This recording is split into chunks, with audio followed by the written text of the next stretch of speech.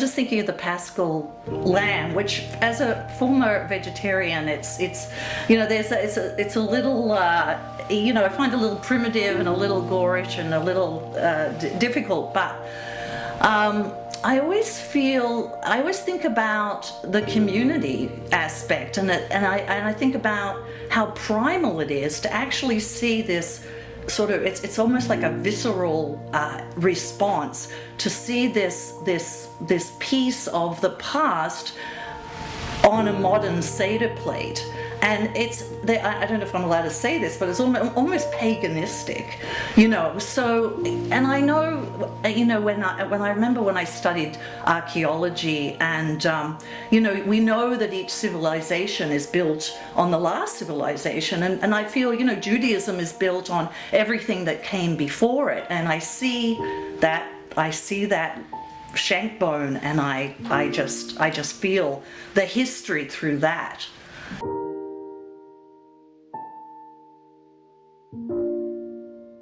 As for the matzah, the bread of affliction, well,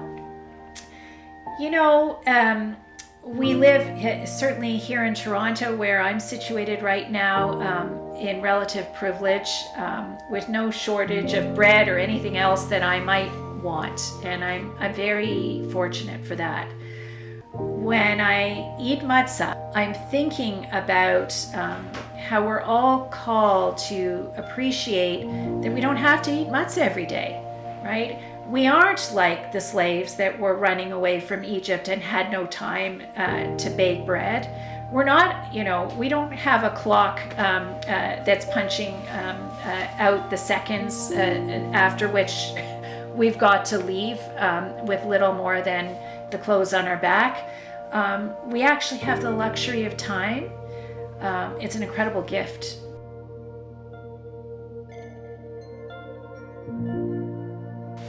So, matzah is an interesting one, because I'm sure everyone feels this way, but you see the matzah and you're so excited, you can't wait to taste the matzah.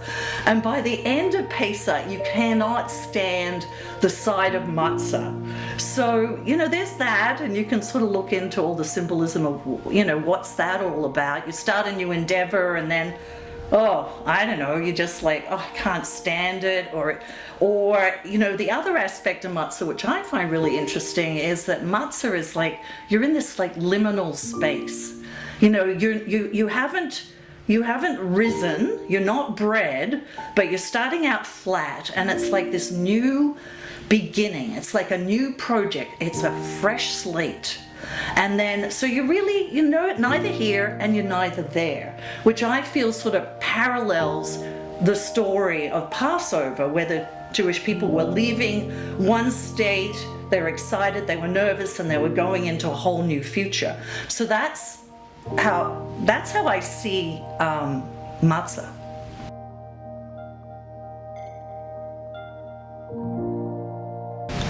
I think school, honestly, because it's really exhausting and it's not like particularly my favorite thing to do, but at the end of the day, like it's really helpful and it's good. I really like having a sense of routine, so I don't always love being in my classes, but I like having a set out schedule and knowing that, I have to wake up at 7:30 and be in school by 9, and then I can come home at like 3 p.m.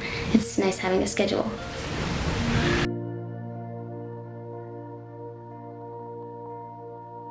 When I think about the bitter herbs, the Maror, I actually think of it from a health perspective. So, they are symbols of spring. And also, there's something very refreshing about the bitter herbs, and they're also very good for your health.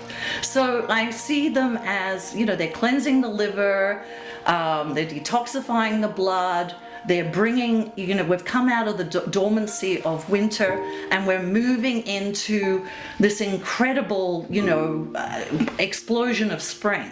So whenever I see the bitter herbs, I just, and the taste, it just awakens the senses.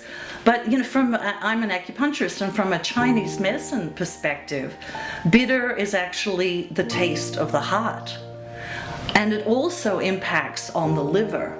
So they say that, so I find that connection very interesting. So you are, and the interesting thing is also is that in Chinese medicine they say that the soul resides in the liver.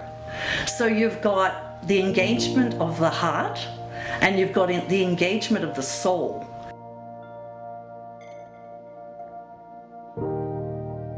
It's sensory. It's a very visceral experience biting into that horseradish. It's a very powerful reminder that all of life's joys and blessings,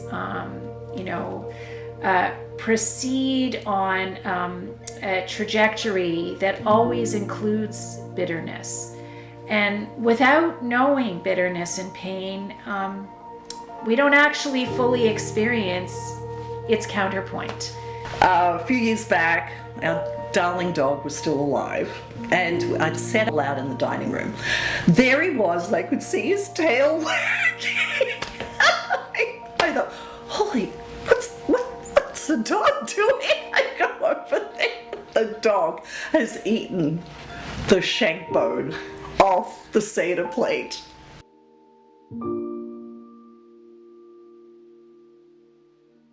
We were strangers in the land of Egypt. That teaching, in fact, was first imparted to me by Rabbi Plout at Holy Blossom Temple when I was probably 7 or 8 years old. And it had a big impact. I think we're really called to understand the meaning of that teaching. And it wraps up all the important themes of Pesach in one idea, which is that it's not enough to just be, okay with ourselves. We live in a world and we need, and indeed we have a responsibility to the other.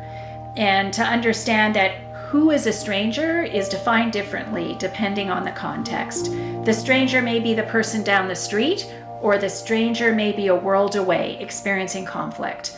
But the idea is the same, which is that we have to move beyond just what's familiar to us to step up and take responsibility for others in need.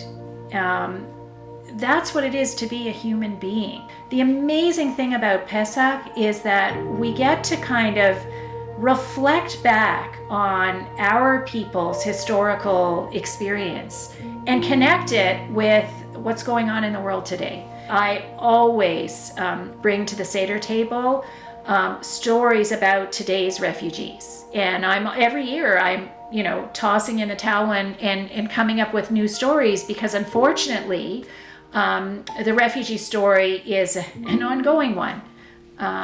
As yesterday's refugees, end up having some resolution and finding asylum, a new exodus unfolds.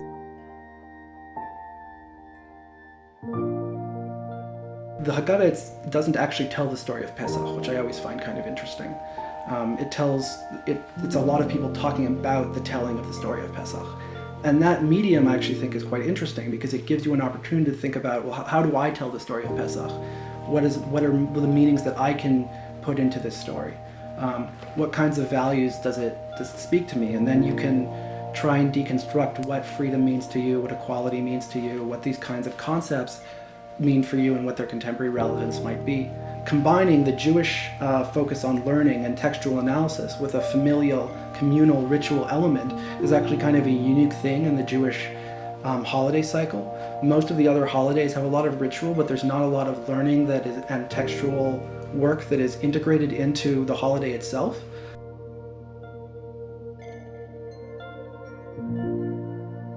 So I think life is sacred. All life is sacred.